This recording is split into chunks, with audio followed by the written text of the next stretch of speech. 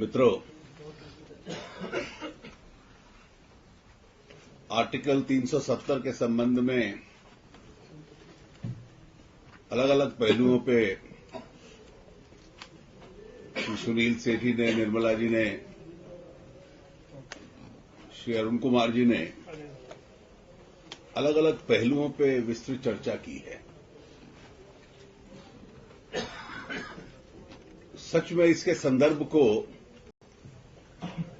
समझने का और इस बहस को एक अंतिम रूप देने का अब समय आ गया है।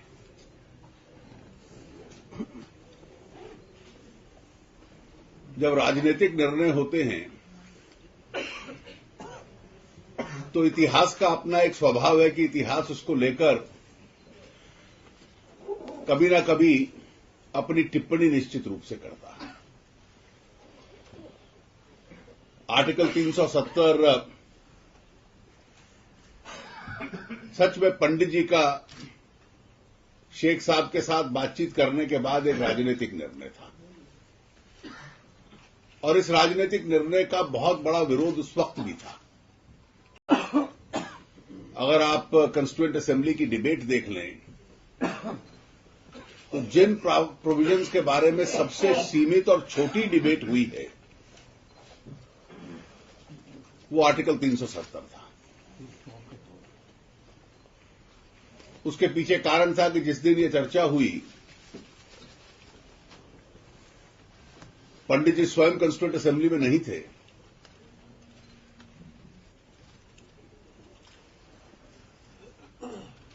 गोपाल स्वामी अयंगर को कहा गया कि इसको रखिए और लगभग सब सदस्यों को कह दिया कि इसके ऊपर चर्चा नहीं होनी।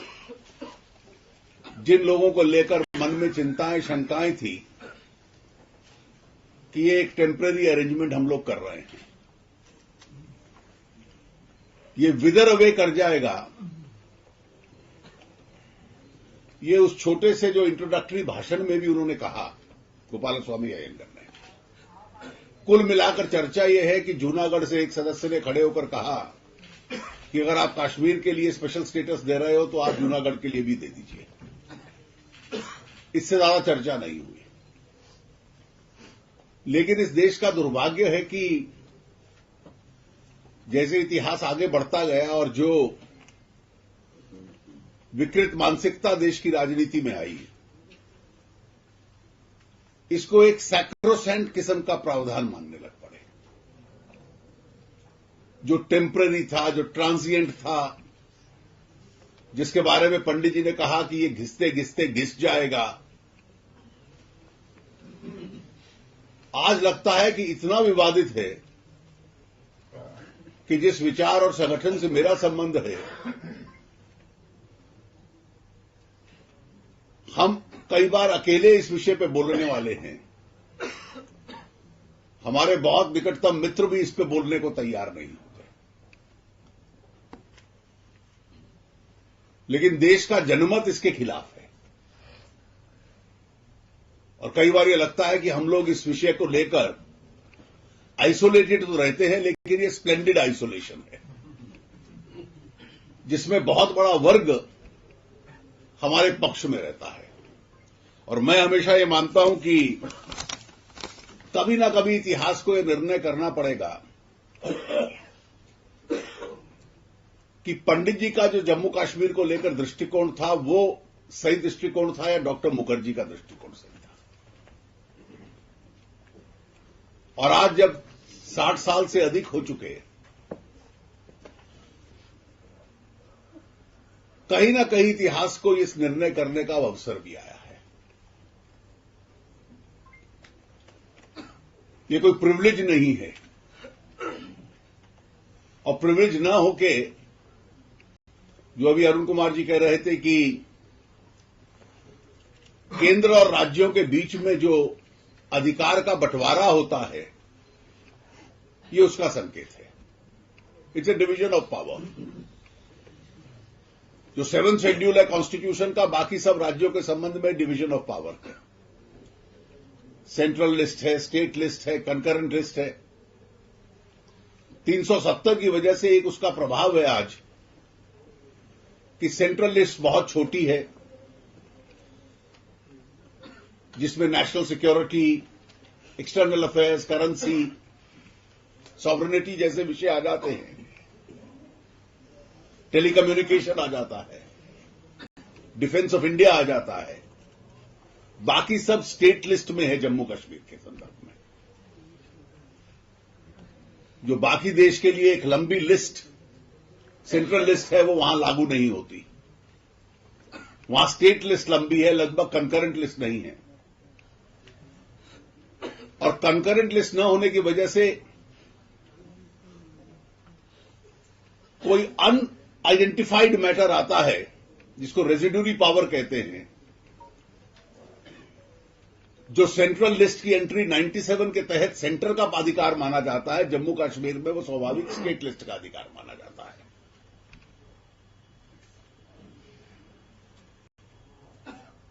अब वो स्टेट के पास आपने अधिकार इतना दे दिया,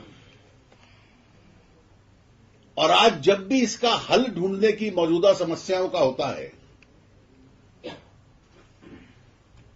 तो वो हल ढूंढने का प्रयास किस सोच से होता है? अगर आप ईमानदारी से ये 60-65 वर्ष की यात्रा तय करें, तो ये जो सेपरेट स्टेटस था या स्पेशल स्टेटस था, इसकी यात्रा अपने आप में सेपरेटिज्म की दिशा में हुई, फर्दर इंटीग्रेशन और कंसोलिडेशन की दिशा में नहीं हुई। और एक प्रकार से यह प्रयास है कि किसी प्रकार से राजनीतिक और संवैधानिक रिश्ता जो है जम्मू कश्मीर का और बाकी देश का, उसको कमजोर किया जाए। पाकिस्तान का एजेंडा क्या है? Pakistan agenda is very clear. The unfinished agenda of partition is Jammu and Kashmir. They never reconcile to Kashmir Valley being a part of India. तो ये राजनीतिक रिश्ता अपने आप में समाप्त किया जाए। नेशनल कॉन्फ्रेंस कहती है प्री 1953 स्टेटस। उनके हर डॉक्यूमेंट में जो ऑटोनॉमी की बात करते हैं, उसमें प्री 53 स्टेटस है, जिसमें फ्लैग अलग हो, संविधान अलग हो, प्राइम मिनिस्टर हो, परमिट सिस्टम हो, सदर रियासत हो, ताकि ये जो रिश्ता है थोड़ा सा लूजन हो जाए। पीडीपी उससे एक कदम आगे चढ़ती है। वो सेल्फ रूल की बात करते हैं। एक सेपरेट स्टेटस, दूसरा प्री 53 ऑटोनॉमी, तीसरा सेल्फ रूल, और चौथी कदम उस दिशा के अंदर है आजादी, जो सेपरेटिस्ट कहते हैं। और हर सोच का, हर थॉट का प्रोसेस यह है कि this constitutional and political relationship should be लूज्ड। और क्योंकि पाकिस्तान ने यह रिकंसाइल नहीं किया, इसकी वजह से पहले कन्वेंशनल वॉर और उसके बाद प्रॉक्सी वॉर के माध्यम से ये समस्या हम लोग पैदा करें, ये उनका अपने आप में प्रयास रहा। जो ये मेकशिफ्ट सॉल्यूशंस हमने निकालने की कोशिश की, जिसका तीनों स्पीकर्स ने भी जिक्र किया, ये आर्टिकल 35A था। अगर आप कॉन्स्टिट्यूशन की कोई कॉपी खरीद लेंगे अभी, तो आपको किसी वजह से, मैंने कोई 10 प्रिंटेड कॉपीज हिंदुस्तान के संविधान की चेक की, I did not find article 35A printed in those copies. 370 का एक सब प्रोविजन है जो कहता है कि प्रेसिडेंशियल ऑर्डर के माध्यम से आप स्पेशल प्रोविजन जम्मू कश्मीर के लिए इंसर्ट कर सकते हैं। तो it's not a legislative provision of the constitution, it is an executively inserted provision. और क्योंकि प्रेसिडेंशियल ऑर्डर से आया, तो जब रूटीन के अंदर कोई पब्लिकेशन आता है कॉन्स्टिट्यूशन का, तो उसमें आपको 35 कैपिटल ए नहीं मिलेगा। शायद प्रोफेसर पीएम बख्शी की कॉन्स्टिट्यूशन की कॉपी में मुझे बहुत डिफिकल्टी के साथ उसका टेक्स्ट मिला, और वो कहता है कि जिसको हम स्टेट सब्जेक्ट कहते हैं, 35A में उसका रेफरेंस है परमानेंट रेजिडेंट। तो जम्मू कश्मीर के परमानेंट रेजिडेंट कोई हो, लैंड को लेकर, एम्प्लॉयमेंट को लेकर जो स्पेशल राइट्स देने हैं या स्पेशल राइट्स डिनाई करने हैं, वो करने का अधिकार जम्मू कश्मीर को है। अब इस 35A एक जड़ बन जाता है इस प्रॉब्लम की, एग्जीक्यूटिवली इंसर्टेड 35A, कि कोई जाकर संपत्ति नहीं खरीद सकता। जो माइग्रेंट्स 1947 में वहां आके बस गए, वो लोकसभा के चुनाव में वोट डाल सकते हैं, भारत के सिटीजन हैं, they are citizen of India, but they are not state subjects, not permanent residents, and that is why they cannot vote in the assembly elections. Employment opportunity, मुझे जितनी भी पार्लियामेंट्री कमिटीज पिछले कुछ सालों में गई हैं, और जब कभी तनाव होता है तो ऑल पार्टी कमेटी जाती है, मैं लगभग हर कमेटी में गया हूं, तो एक कमेटी में मेरा अनुभव श्रीनगर में भी आया और जम्मू में भी, कि बहुत एक लाजमी शिकायत दोनों क्षेत्रों से मिली कि इंजीनियरिंग कॉलेज है, मेडिकल कॉलेज है, डेंटल कॉलेज है, हमारे यहां वैकेंसीज है, फैकल्टी को कंप्लीट नहीं किया जाता, and therefore the quality of education is suffering. तो जितने भी एमपीज और कोई मिनिस्टर उसको लीड करते हैं, वहां के प्रशासन को कहा कि इतनी रेकलेसनेस, केयरलेसनेस क्यों है, at least the faculty must be completed in place. तो उन्होंने कहा यहां हमें प्रोफेसर्स मिल नहीं रहे। तो उनसे पूछा आपको क्यों नहीं प्रोफेसर्स मिल रहे? तो उन्होंने कहा बाहर से आकर कोई भी व्यक्ति यहां काम करने को तैयार नहीं है। मेडिकल कॉलेज में, डेंटल कॉलेज में, इंजीनियरिंग कॉलेज में कोई आकर पढ़ाने को तैयार नहीं है। उसको अगर अपना रहने के लिए अगर नौकरी लेता है तो एम्प्लॉयमेंट स्टेबिलिटी के लिए उसको अपना यहां फ्लैट लेना पड़ेगा या घर लेना पड़ेगा, वो ले नहीं सकता। यहां के प्रोफेशनल कॉलेजेस में उसके बच्चे को दाखिला नहीं मिल सकता,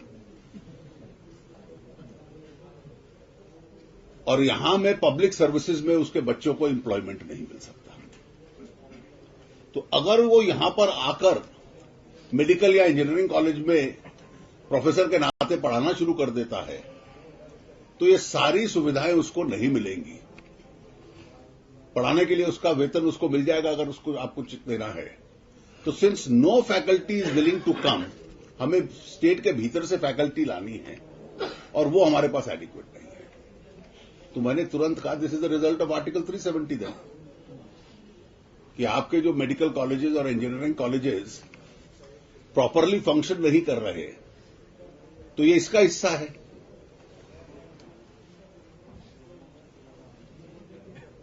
अब इन्वेस्टमेंट स्टेट में आए, आज हम पूरा का पूरा देश की जो आर्थिक प्रगति है, कि चाहे डोमेस्टिक इन्वेस्टमेंट है, इंटरनेशनल इन्वेस्टमेंट है, देश के अंदर आए, और इन्वेस्टमेंट की वजह से इकोनॉमिक अपॉर्चुनिटी बढ़े, इकोनॉमिक एक्टिविटी बढ़े, इकोनॉमिक एक्टिविटी की वजह से एम्प्लॉयमेंट के एवेन्यूज बढ़े, स्टेट का रेवेन्यू बढ़े। लेकिन एक सेपरेट साइकी को लेकर आप चलेंगे और इन्वेस्टर को आप जो बेसिक फैसिलिटीज अवेलेबल है अन्य राज्यों में वो वहां डिनाई करेंगे, जैसे उन प्रोफेसर्स को आपने की, तो आप उसको एकदम हैंडीकैप क्रिएट कर देंगे कि स्टेट के अंदर किसी प्रकार की इन्वेस्टमेंट ना आ सके। और इसीलिए हिंदुस्तान की सरकार इसकी वजह से जब मेकशिफ्ट सोल्यूशन ढूंढती है, अब प्राइम मिनिस्टर 2 या 3 बार वहां पर गए,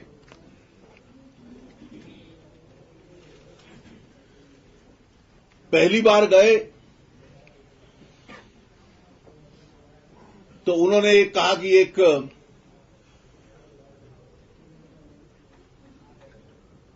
राउंड टेबल्स ऑर्गेनाइज किए और विभिन्न ग्रुप्स बना दिए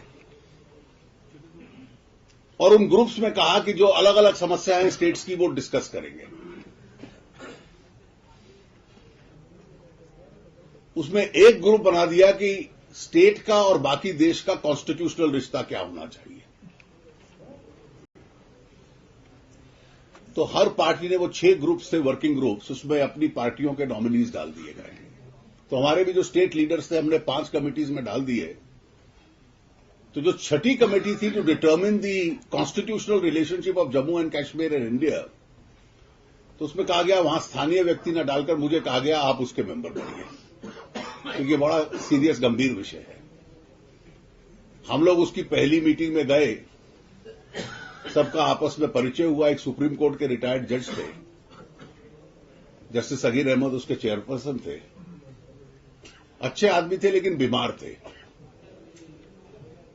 वो 15-20 मिनट के बाद कह देते थे कि अब आज की बात हो गई, परिचय हो गया, जो उसको सुझाव है भेजिए।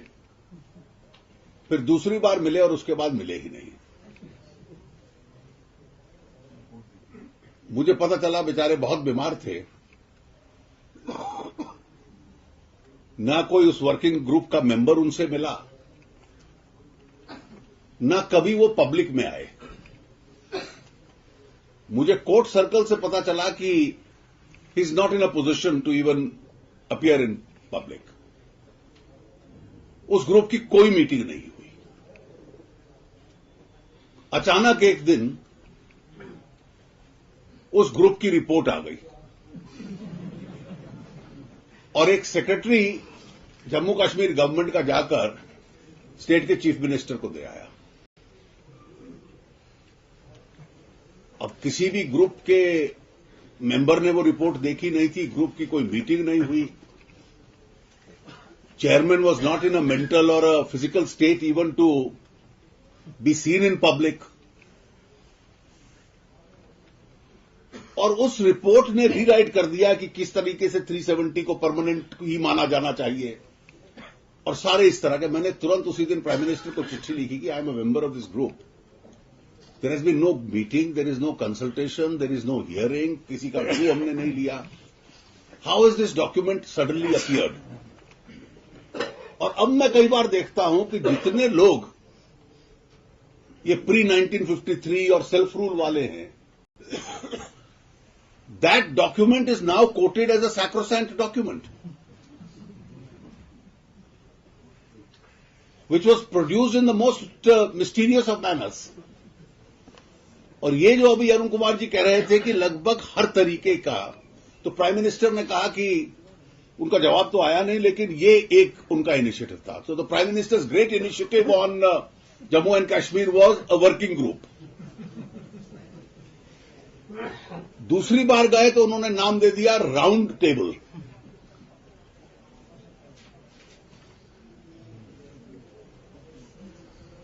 चिदम्बरम थोड़ा ज्यादा आर्टिकुलेट हैं, तो जिस बीच में वो होम मिनिस्टर थे, उन्होंने नाम दे दिया now quite invisible diplomacy consultation, कि हमारी बातचीत चल रही है, so it's a quiet consultation which is going on and we are about to produce a solution.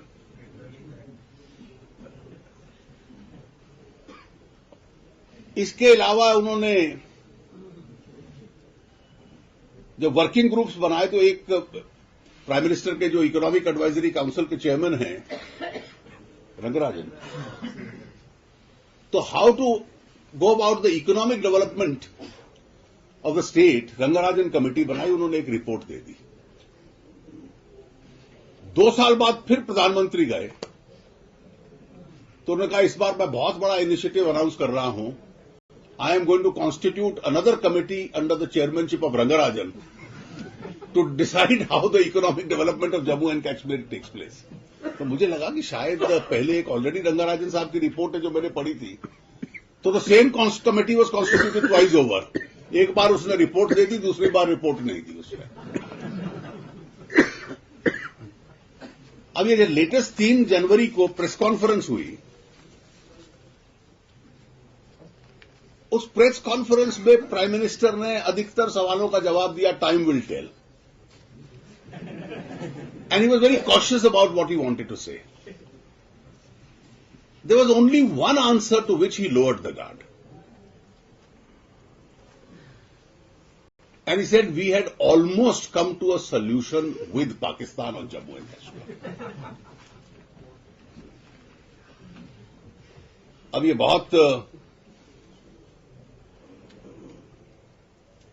Curious subject था कि ये ऑलमोस्ट रीच सोल्यूशन क्या है. अब गवर्नमेंट ऑफ इंडिया की, हिंदुस्तान की एक स्टेटेड पोजीशन है जम्मू कश्मीर पे. अब इंडिया पाकिस्तान रिलेशनशिप में ट्रैक 2 चलता है, और ये भी मैं मान लेता हूं कि डिप्लोमेसी में जो ट्रैक 2 होता है वो नॉर्मल ट्रैक से एक कदम आगे हो सकता है, लेकिन it can't be A total variance with what the stated stand of the country is. 4-5 साल पहले जब मुशर्रफ साहब वर्चुअली एग्जाइल में थे लंदन में, तो लगभग यही स्टेटमेंट उन्होंने दिया था लंदन में कि we were almost about to reach a solution with India.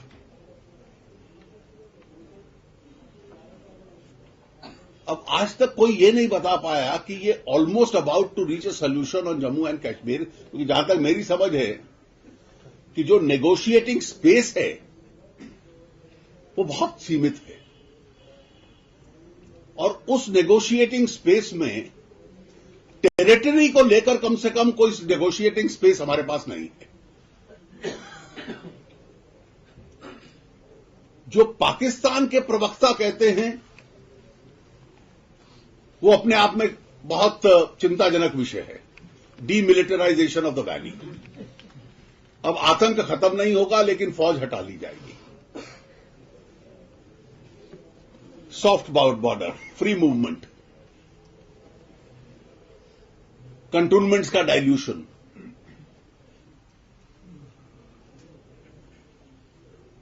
उसके अलावा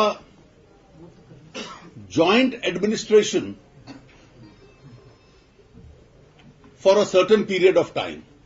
Ab I only hope this is not one of that almost agreed solutions. Arun ji को याद होगा कि 4-5 साल पहले जब मुशर्रफ साहब ने बयान दिया था, तो ये और मैं डिस्कस किया करते थे, और हमारे सोर्सेज हमें बतलाते थे कि these were all items on the agenda. The only item on which we were showing patriotism and not agreeing is that both currencies must be held to be valid tender in the valley. ये भी उनकी demand थी. अब इसको 370 की सोच के साथ आप जोड़िए, कि जिसको मैं बार बार कहता हूं कि इस राजनीतिक और संवैधानिक रिश्ते को कमजोर करना, सेपरेट स्टेटस की यात्रा को सेपरेटिज्म की तरफ ले जाना. तो 370 ने उसको आरंभ किया, उस सेपरेट साइकी का निर्माण किया. कोई उसको प्री 53, सेल्फ रूल, आजादी, जॉइंट एडमिनिस्ट्रेशन एंड कंट्रोल, ये जितने विषय हैं एक एक करके उस दिशा के अंदर जाने वाले. और इसलिए अब ये जो बार बार डिबेट आती है armed forces special power act की, क्या डिबेट है? एएफएसपीए ये कहता है कि अगर जो armed forces of the union है, और मेरे पास इसका बड़ा एक इंटरेस्टिंग इंसिडेंट है, जो एक पीछे डेलीगेशन गया था जब ये स्टोन थ्रोज एजिटेशन चल रहा था, ऑल पार्टी डेलीगेशन. उससे पहले एक अमरनाथ मूवमेंट के दौरान गया था दोनों स्थानों पर. तो उस वक्त बहुत जोर से वहां ये प्ली आई, और सेंट्रल गवर्नमेंट का भी ये व्यू बन रहा था कि हम लोग एएफएसपीए को समाप्त करें। अब वहां डिस्टर्ब्ड एरिया है, इसलिए आर्म्ड फोर्सेस हैं। एएफएसपीए केवल इतना कहता है कि अगर आर्म्ड फोर्सेस वहां पर हैं और अपनी ड्यूटी के दौरान किसी को चोट लग जाती है या किसी को नुकसान हो जाता है और या किसी की जान चली जाती है, तो किसी आर्म्ड फोर्स ऑफ यूनियन के व्यक्ति को प्रोसिक्यूट करने से पहले सेंट्रल गवर्नमेंट की सैंक्शन की जरूरत होगी। It's a sanction provision.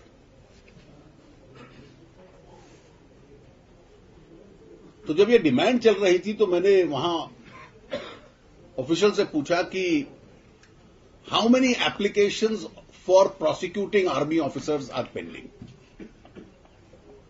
They said कि जितने भी सेपरेटिस्ट ग्रुप हैं या सबवर्सिव ग्रुप्स हैं, they move these applications, and at that time they mentioned that about 2,500 applications are.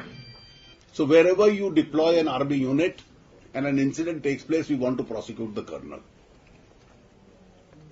और जिसके खिलाफ केस चलेगा वो फिर 4 बार सोचेगा कि वहां जाकर अपने आर्म्ड फोर्सेस के पावर्स यूज कर रहे हैं कि नहीं। तो आप इस एक्ट को समाप्त कर दीजिए।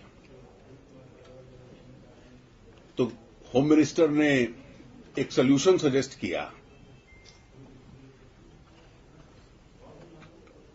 कि जहां जहां कुछ शांति है और स्थिति में सुधार है, हम आर्मी को हटा लेंगे और हम सीआरपीएफ को वहां पोस्ट कर देंगे। सीआरपीएफ के टॉप मोस्ट ऑफिसर्स आके मुझे रात को अलग से मिलने आए कि उनको मालूम था हम लोगों का क्या स्टैंड है, और एक सुप्रीम कोर्ट का जजमेंट लेकर आए। जो जजमेंट कहता था which are the armed forces of the union. So armed forces of the union are army, air force, surprisingly not navy because there is no navy in the disturbed areas, and then all the 4 paramilitary forces, CRPF, BSF, Assam Rifles, Indo-Tibetan Border Police. तो मैंने अगले दिन home ministry के officials को कहा कि armed forces of the union include CRPF. तो आप सीआरपीएफ को रखेंगे तो आसपास तो फिर भी उनको भी प्रोटेक्शन होगा। So it took them a couple of weeks to realize, and the debate was we'll remove AFSPA. फिर एक सुझाव दिया कि AFSPA को जहां जहां पीस होता जाएगा वहां वहां उन डिस्ट्रिक्ट से हटा देंगे।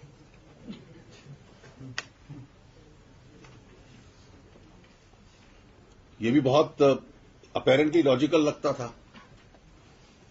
Just as that working group or that economic package, मैं ये इसलिए बता रहा हूं कि सीरियसनेस का लेवल क्या था। तो मैंने पूछा is it possible to partly implement that it's applies to certain districts and it doesn't apply to certain districts. Why not? अब एक बार फिर मेरे पास दूसरी बार प्राइवेटली कुछ ऑफिसर्स मिलने आ गए उन्हीं एजेंसीज के। अब उनको फील्ड एक्सपीरियंस था।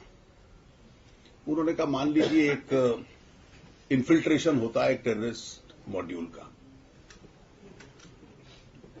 और हम उसके पीछे लगे हुए हैं। वो अनंतनाग से चलते चलते श्रीनगर एंटर कर जाता है, हम उसके पीछे आते हैं। तो जैसे ही श्रीनगर डिस्ट्रिक्ट शुरू होगा हम रुक जाएंगे कि इस लाइन से आगे हमारे पास अब प्रोटेक्शन नहीं है और इसलिए आप जाकर इसको नॉर्मल पुलिस इसको रिजॉल्व करेगी। Is it sir possible to have it in a disturbed state where terrorists come from across the border, cross one district, jump into another, and then try and indulge in an act of subversion? Can a geographical boundary between 2 districts decide?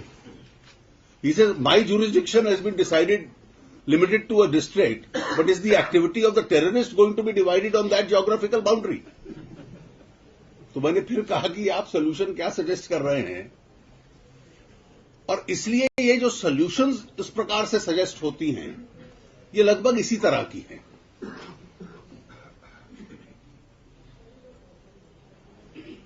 ये सारी की सारी जो debate हुई है, राजनीतिक दृष्टि से भी इसका सबवर्शन हुआ,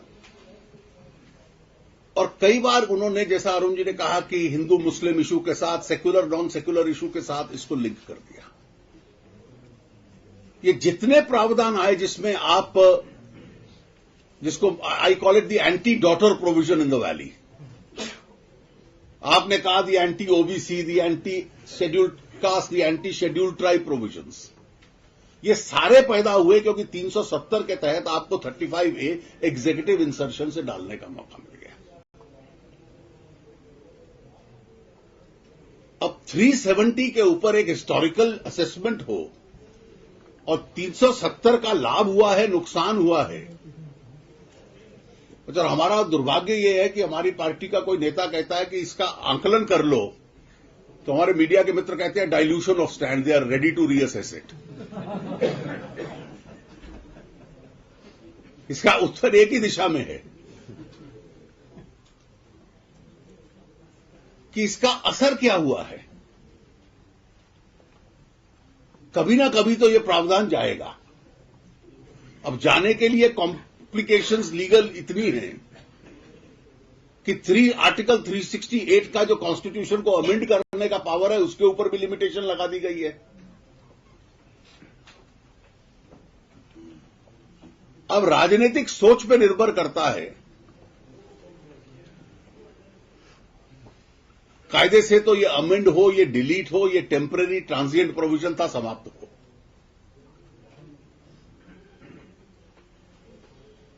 और रहता भी रहे, और दुर्भाग्य से जब तक रहता रहे, मैं दुर्भाग्य से इसलिए कह रहा हूं कि मैं इसके पक्ष में नहीं हूं रखने के, तो आज भी एक फ्लेक्सिबिलिटी सरकार के पास है इसके इंपैक्ट को डाइल्यूट करने का। It is still possible to dilute it into extinction. और उसका जवाब आर्टिकल 35A कभी ना कभी जिस तरीके से आया था उसी तरीके से अगर बाहर चला जाता है, तो a large part of the impact of 370 itself is diluted into extinction. मुझे लगता है कि इवेंचुअली इसको जाना चाहिए, इसकी प्रभाव को अपने आप में डाइल्यूट करना चाहिए, और इसकी वजह से जो अलगाव की सोच पैदा हुई है, जिसकी वजह से ये सारे संविधान की भाई हमारी ट्रैक 2 के ऊपर सोल्यूशन नजर आने लग पड़ी थी, या आजादी आ जाए या इसकी सोल्यूशन हम लोग ढूंढें, ये सारी की सारी बहस अपने आप में समाप्त हो। किसी भी सरकार के पास ये मैंडेट नहीं होता कि देश की सॉवरेनिटी के साथ समझौता करे। A government is a creation of the constitution, it's jurisdiction is limited, it can never compromise on the sovereignty of the country. No government by its virtue of its election also has a mandate to do that. और इसलिए इसके parameters के ऊपर चर्चा होती रहे जो आपने कहा, लेकिन कम से कम इसका नुकसान कितना हुआ है, देश के अंदर इसकी एक समझ और सोच और रियलाइजेशन बने। और जैसा मैंने कहा कि we are alone in asking for its repeal, we are isolated in asking for its repeal, but it's a splendid isolation because I have no doubt that a very large part of India's public opinion is in agreement with us. Thank you.